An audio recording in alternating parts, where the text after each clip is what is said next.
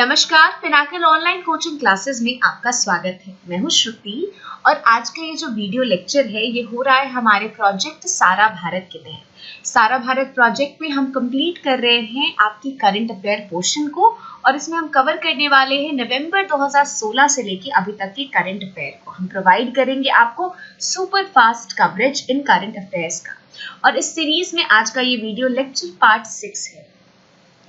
आज का ये वीडियो लेक्चर हिंदी माध्यम में, but if you are an English medium student I have created a similar video in English as well, so you can refer to that video. लेकिन आज का ये वीडियो लेक्चर हम हिंदी में ही कंटिन्यू करेंगे, तो आइए बिना समय बर्बाद किए हम लोग शुरू करते हैं। हमारा सबसे पहला प्रश्न है कि भारतीय रिजर्व बैंक ने नेपाल शासन को 100 रुपए मूल्य में नोटों में कितनी राशि देने की घोषणा की है। तो भारतीय रिजर्व बैंक जो है वो 1 अरब तक रुपए देगा, किसको? तो नेपाल शासन को। ठीक है, और ये 1 अरब रुपए जो देने वाला है वो किसके रूप में देगा? तो 100 रुपए के नोटों के रूप में देगा। अगला प्रश्न, गुरु गोविंद सिंह के जन्म दिवस मनाने के लिए पर 350वां प्रकाश उत्सव का आयोजन कहाँ किया गया था? अगर आपने न्यूज सुना होगा तो आप जानते हैं कि पटना में 350वां सालगिरह मतलब बर्थ एनिवर्सरी जन्म दिवस को मनाने के लिए, गुरु गोविंद सिंह की जन्म दिवस को मनाने के लिए प्रकाश उत्सव का आयोजन किया गया था और ये आयोजन हुआ था पटना में। हमारा अगला प्रश्न है कि किस बैंक ने एमएसएमई सेक्टर में उद्यम पूंजी निवेश को बढ़ावा देने के लिए एलआईसी के साथ करार किया है? तो इस बैंक का नाम है भारतीय लघु उद्योग विकास बैंक इंडिया। ये क्या करेगी? तो ये एमएसएमई सेक्टर में कैपिटल इन्वेस्टमेंट को बढ़ावा देगी। अगला प्रश्न, टीबी के भारत अमेरिका भागीदारी में योगदान के लिए अमेरिकी दूतावास द्वारा सम्मानित व्यक्ति का नाम क्या है? तो अमेरिकी दूतावास के द्वारा सम्मानित किया गया है अमिताभ बच्चन को। और क्यों सम्मानित किया गया है? क्योंकि उन्होंने टीबी के भारत अमेरिका भागीदारी में योगदान दिया था। ठीक है, हमारा अगला प्रश्न है, भारतीय अंतरिक्ष एजेंसी इसरो ने उपग्रह प्रक्षेपण तकनीक के लिए किस अंतरिक्ष एजेंसी के साथ साझेदारी समझौते पर हस्ताक्षर किए हैं? तो इसरो ने करार किया है, किसके साथ करार किया है? तो CNES फ्रांस के साथ करार किया है। CNES जो है वो फ्रांस की अंतरिक्ष एजेंसी है। अगला प्रश्न है कि मिस यूनिवर्स 2017 के रूप में किसने ताज पहना है या किसे मिस यूनिवर्स 2017 का ताज हासिल हुआ है? तो मिस यूनिवर्स 2017 का खिताब जीतने वाली पर्सन का नाम है आइरिस मिनीर। इन्हें ही मिस यूनिवर्स 2017 के टाइटल से नवाजा गया है।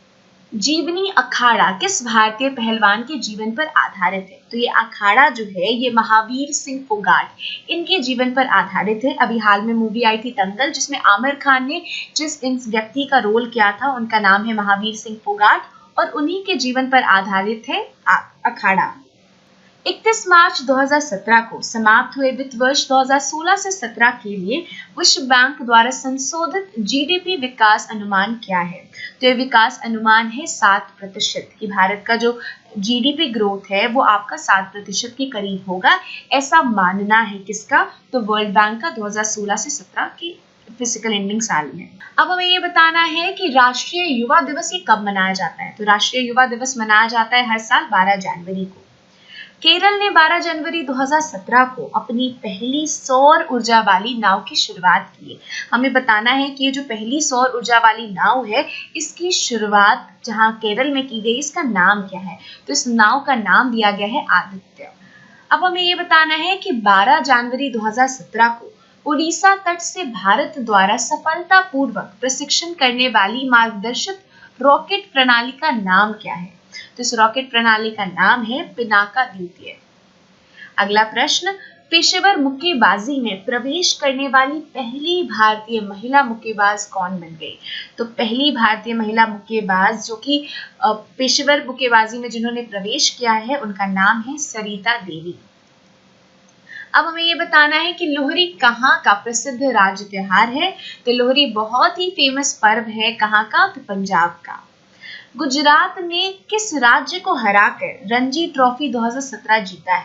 तो जो रणजी ट्रॉफी 2017 है इसका खिताब गुजरात ने मुंबई की टीम को हराकर जीता है।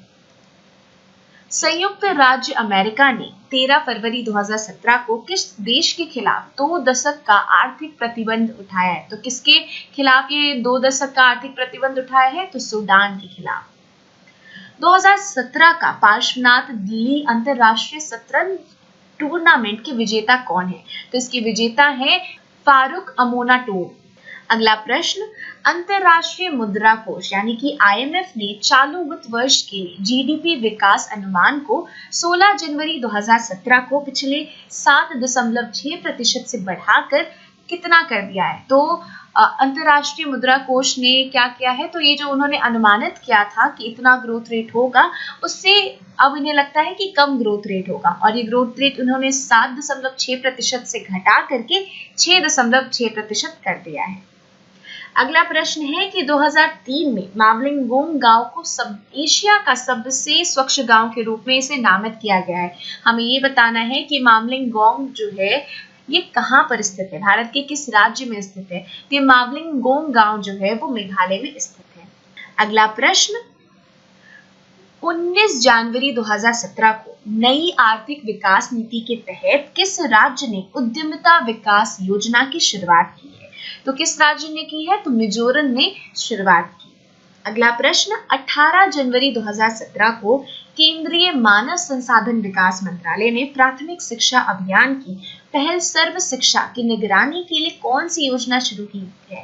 यानी कि केंद्रीय मानव संसाधन विकास ने इंश्योर करने के लिए कि हाँ, जो सर्व शिक्षा अभियान है उसके तहत सबको शिक्षा मिल रही है कि नहीं, इसको देखने के लिए एक योजना की शुरुआत की है, और उस योजना का नाम है शगुन।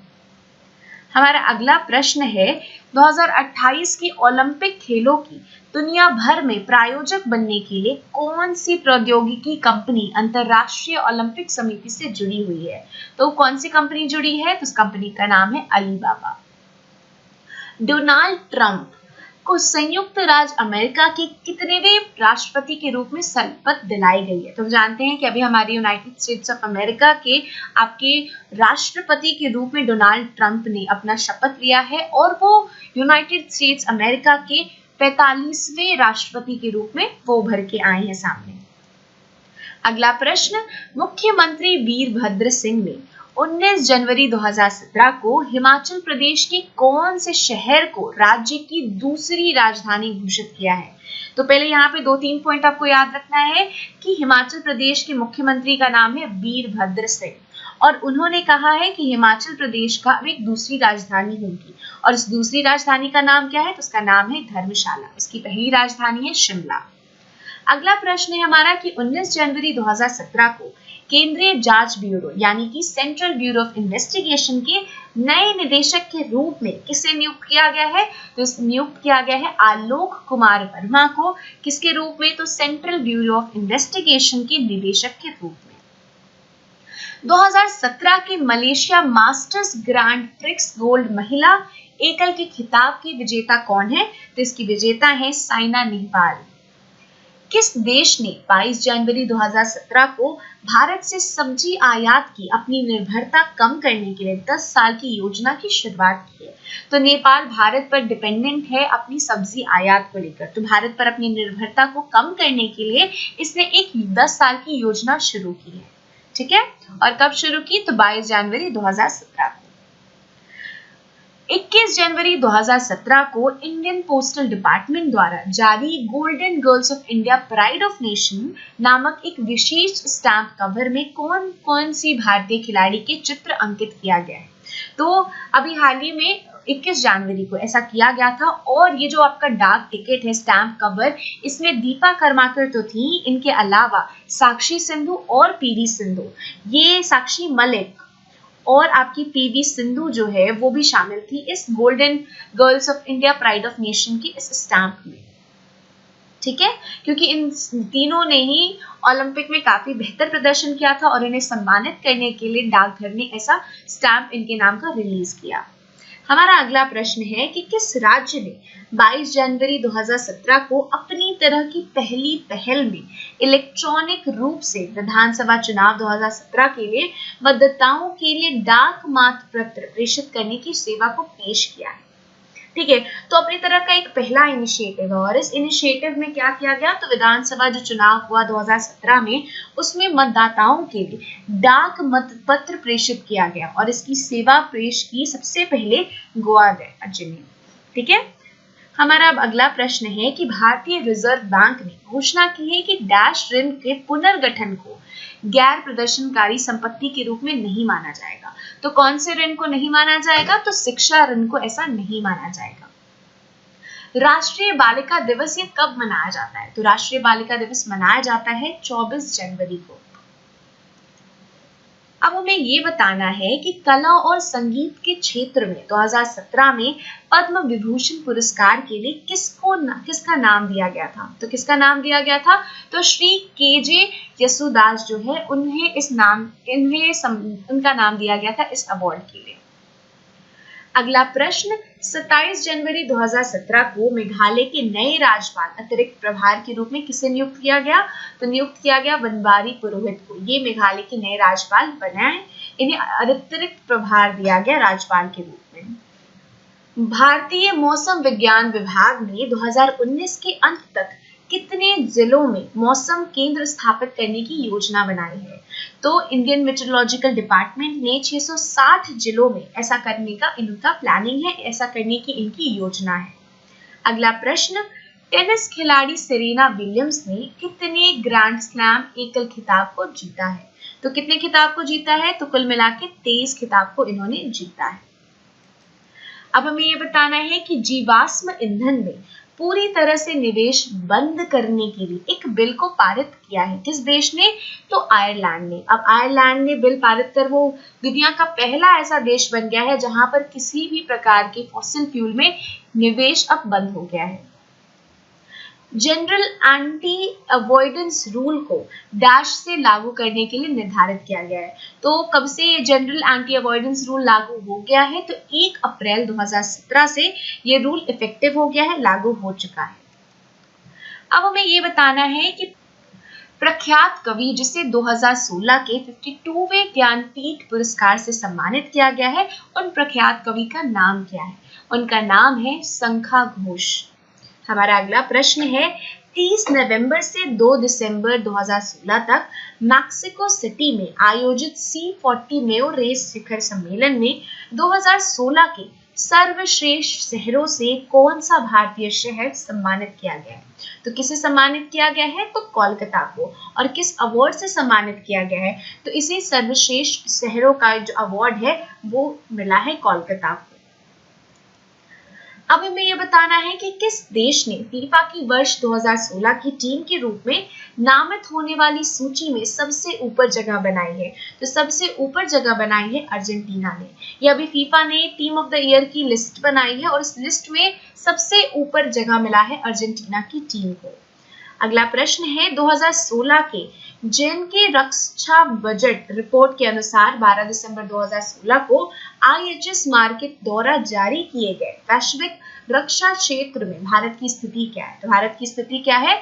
तो उसकी चौथी स्थिति है, यानी कि भारत का पोजीशन चौथा है ग्लोबल डिफेंस स्पेंडर में।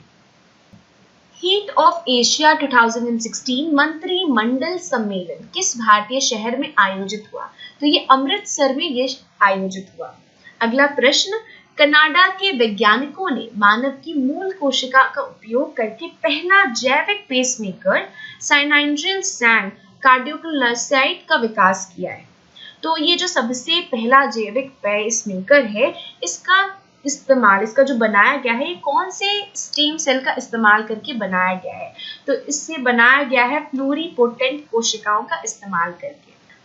25 दिसंबर को किस राज्य सरकार ने कई गंभीर बीमारियों के विरुद्ध बीमा कवरेज प्रदान करने के लिए स्वास्थ्य बीमा योजना अटल अमृत अभियान की शुरुआत की है? हम जानते हैं कि 25 दिसंबर को अटल बिहारी वाजपेयी जी का जन्मदिन है और उनको सम्मानित करने के लिए और इसके अलावा कई गंभीर बीमारियों के विरुद्ध बीमा कवरेज प्रदान करने के लिए 25 दिसंबर को असम की राज्य सरकार ने एक स्वास्थ्य बीमा योजना लागू की, उसकी शुरुआत की और उस बीमा योजना का नाम है अटल अमृत अभियान। अगला प्रश्न, भारतीय नौसेना और ब्रिटेन के रॉयल नेवी के बीच 12 दिवसीय वार्षिक द्विपक्षीय समुद्री अभ्यास का नाम क्या है? जो 5 दिसंबर से 16 दिसंबर के बीच मुंबई और गोवा में 2 चरणों में आयोजित किया गया है। तो जो आयोजित किया गया ना, ये जो 12 वर्षीय वार्षिक द्विपक्षीय समुद्री अभ्यास, इसका नाम है कोंकण 16। और ये किसके किसके बीच में है? तो भारतीय नौसेना और ब्रिटेन की रॉयल नेवी के बीच में। अंतर महाद्वीपीय बैलिस्टिक मिसाइल का नाम बताएं जिसका प्रशिक्षण 26 दिसंबर को भारत द्वारा उड़ीसा के तट पर डॉक्टर अब्दुल कलाम द्वीप से सफलतापूर्वक किया गया है। तो किसे किया गया है? तो अग्नि 5 को किया गया है। किस खेल को अपने विस्तृत आयामों के कारण केंद्र द्वारा एक खेल के रूप में मान्यता नहीं दी गई है, जिसकी प्रतियोगिताएं आयोजित करना पेचीदा है? तो चूंकि योगा जो है इसे सरकार ने माना है कि इसके बहुत वाइड डायमेंशन है, इसके कई सारे आयाम हैं, और चूंकि इसके इतने सारे आयाम हैं कि इससे संबंधित प्रतियोगिता आयोजित करना ये बहुत पेचीदा काम है, इसीलिए केंद्र सरकार ने योगा को एक खेल के रूप में मान्यता नहीं दी है। 7 दिसंबर 2016 को श्रीहरिकोटा के सतीश धवन अंतरिक्ष केंद्र से PSLV C-36 पर इसरो द्वारा शुरू की गई दूर संवेदी उपग्रह का नाम क्या है? तो इस उपग्रह का नाम है रिसोर्स-सैट 2A। हमारा अगला प्रश्न, विश्व आर्थिक मंच की पावर लैंग्वेज इंडेक्स रैंकिंग के अनुसार हिंदी विश्व की 10वीं सबसे शक्तिशाली भाषा के रूप में उभर कर आई है। इस सूची में प्रथम स्थान पर कौन सी भाषा है? तो हिंदी को 10वीं सबसे शक्तिशाली भाषा माना गया है, और सबसे शक्तिशाली भाषा कौन सी है? तो अंग्रेजी है। 3 जनवरी 2017 को रिटायर होने वाले मुख्य न्यायाधीश TS ठाकुर के स्थान पर भारत के 44वें मुख्य न्यायाधीश के रूप में कौन उभर कर सामने आए? तो 44वें मुख्य न्यायाधीश बने जस्टिस जगदीश सिंह खेहर, और इन्होंने TS ठाकुर को सक्सीड किया। हमारा अगला प्रश्न है, 7 दिसंबर 2016 को कौन से उच्च न्यायालय ने 3 तलाक को असंवैधानिक एवं मुस्लिम महिला के अधिकारों के खिलाफ घोषित किया है? तो इलाहाबाद उच्च न्यायालय ने माना कि आपका 3 तलाक जो है वो सही नहीं है, वो असंवैधानिक है और ये मुस्लिम महिलाओं के अधिकारों के खिलाफ है। हमारा अगला प्रश्न, 7 दिसंबर 2016 को times person of the year 2016 में किसको नाम दिया गया, यानी कौन times person of the year 2016 बने? तो डोनाल्ड ट्रंप, जो कि यूनाइटेड स्टेट्स ऑफ अमेरिका के 44वें प्रेसिडेंट हैं, उन्हें times person of the year 2016 माना गया। अंतरराष्ट्रीय भ्रष्टाचार विरोधी दिवस ये कब मनाया जाता है? तो ये मनाया जाता है 9 दिसंबर को। प्रथम श्रेणी क्रिकेट में एक सलामी बल्लेबाज ने सबसे ज्यादा नाबाद 359 रन का रिकॉर्ड तोड़ा है। हमें ये बताना है कि कौन से खिलाड़ी हैं जिन्होंने इतने 359 रनों का नाबाद 359 रनों का रिकॉर्ड तोड़ा है। इनका नाम है सैमिट गोहिल। अगला प्रश्न, वैश्विक आतंकवाद सूचकांक में भारत का रैंक क्या है? तो भारत का रैंक 7वां है। दुनिया की सबसे लंबी रेल सुरंग जिसका नाम है गोथर्ड बेस टनल, यह किस देश में बनाई गई है? यह बनाई गई है स्विट्जरलैंड में। अगला प्रश्न, 9 दिसंबर 2016 को इलेक्ट्रॉनिक्स और सूचना प्रौद्योगिकी मंत्रालय द्वारा शुरू किए गए एक टीवी चैनल का नाम बताएं, जो टीवी चैनल नकदी रहित लेन देन के बारे में ग्रामीण क्षेत्रों में जो लाखों भारतीय हैं उनको शिक्षित करती है और उन्हें डिजिटल रूप से सशक्त बनाने के लिए जिसकी शुरुआत की गई है।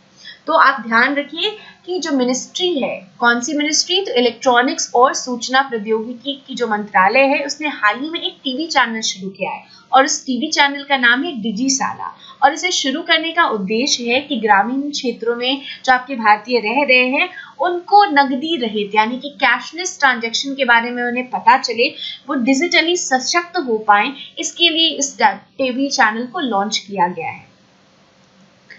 अब हमें ये बताना है कि राजस्थान सरकार ने राज्य पक्षी के संरक्षण के लिए एक परियोजना शुरू की है और ये परियोजना जो है वो गंभीर रूप से जो लुप्त हो रही राज्य सरकार की जो पक्षी है, राजस्थान सरकार की जो पक्षी है उसके लिए। तो हमें ये बताना है कि राजस्थान का ये जो राज्य पक्षी जिसके लिए ये आपकी परियोजना की शुरुआत की जा रही है, जिसके संरक्षण के लिए इस परियोजना की शुरुआत की जा रही है, उस राज्य पक्षी का नाम क्या है? तो उसका नाम है गोल्डन। अगला प्रश्न, 9 दिसंबर 2016 को किस अंतरिक्ष एजेंसी ने सफलतापूर्वक एक कोरोनतोरी 6 HTV-6 अंतरिक्ष यान को कक्षा में अंतरिक्ष जंग कलेक्टिव प्रौद्योगिकी देने के लिए शुभारंभ किया? तो इसकी शुरुआत किसने की? तो इसकी शुरुआत की Japan aerospace exploration agency, that is JAXA। जैसे भारत में इसरो है, उसी प्रकार जापान में जासा है। JAXA का फुल फॉर्म हो जाएगा जापान एरोस्पेस एक्सप्लोरेशन एजेंसी। हमारा अगला प्रश्न है कि 6 दिसंबर 2016 को अंतरराष्ट्रीय ओलंपिक समिति ने किस खेल को अस्थायी मान्यता प्रदान की? तो किसे अस्थायी मान्यता मिल गई है? तो चीयर लिफ्टिंग। अब इसे भी एक खेल के रूप में देखा जाएगा। अगला प्रश्न, जर्मन वैज्ञानिकों ने पहली बार किस परत में अमोनिया का पता लगाया है? तो कौन सी परत में अमोनिया को पाया जर्मन साइंटिस्ट ने? तो क्षोभ मंडल में, यानी कि ट्रोपोस्फेयर में। फॉर एवरी चाइल्ड अभियान के लिए यूनिसेफ ने वैश्विक सद्भावना राजदूत के रूप में किसे नियुक्त किया है? तो किसे नियुक्त किया है? तो प्रियंका चोपड़ा को नियुक्त किया है। ये यूनिसेफ की गुडविल एम्बेसडर के रूप में उभर कर सामने आई है। अगला प्रश्न, कौन सा भारतीय राज्य 2022 राष्ट्रीय खेलों की मेजबानी करेगा? तो कौन मेजबानी करेगा? तो मेघालय। किस राज्य ने 2020 तक भारत का पहला द्वीप जिला मजूली पहला कार्बन विरक्त जिला बनाने के लिए एक परियोजना शुरू की है? तो असम राज्य सरकार ने कोशिश की है कि वो मजूली को पहला कार्बन विरक्त जिला बनाएगा। ठीक है, और कब तक? तो 2020 तक। और इस पार्ट 6 का आखिरी सवाल है, साइबर स्पेस वैश्विक सम्मेलन का 5वां संस्करण 2017 में किस देश में आयोजित किया जाएगा? क्या आयोजित होगा? भारत में। कौन सा सम्मेलन? तो साइबर स्पेस वैश्विक सम्मेलन। ठीक है, GCSS। तो ये मैंने कुछ इंपॉर्टेंट क्वेश्चंस, करंट अफेयर के क्वेश्चंस आपके साथ डिस्कस किए। मैं उम्मीद करती हूँ कि आप इन सारे क्वेश्चंस को जरूर याद कर लेंगे। आपके SSC CGL एग्जामिनेशन के लिए ऑल द वेरी बेस्ट। आगे के करंट अफेयर्स हम लोग नेक्स्ट पार्ट में कंटिन्यू करेंगे। धन्यवाद।